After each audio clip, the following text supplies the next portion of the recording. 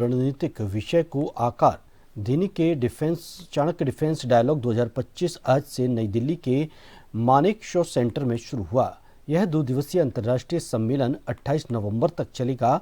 कार्यक्रम में भारत की राष्ट्रपति द्रौपदी मुर्मू मुख्य अतिथि रहीं।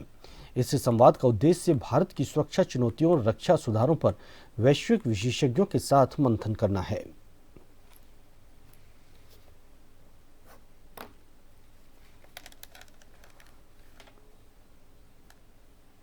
Of Viksit Bharat, the Indian Army has envisioned a 3-phase schema.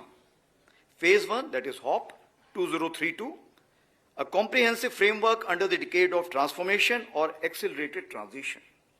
Phase 2, that is STEP till 2037, a 5-year period of consolidated gains from Phase 1. And of course the Phase 3, that is a jump, 2047, when we graduate to the next level of integrated future-ready force design. Now, this trajectory has further been strengthened when Honorable Raksha Mantri designated year 2025 as the year of reforms and proved its merit in Op Sindoor, where years of reform and readiness translated into decisive outcomes. So, as we carry this sovereign strategic success forward for future operations and the larger aspirations of Sashakt, Surakshit and Viksit Bharat, the real question before us is, what must propel our next leap? It is in that spirit that I will outline a set of springboards that will drive the Indian Army's transformation in the years ahead. The Indian Armed Forces have exemplified professionalism and patriotism in guiding the sovereignty of the India.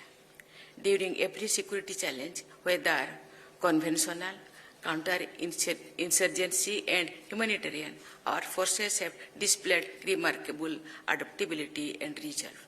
The recent success of Operation Sindoor stands as a defining moment in our counter-terror and deterrence strategy. The world took note not only of India's military capability, but of India's moral clarity to act firmly yet responsibly in the pursuit of peace.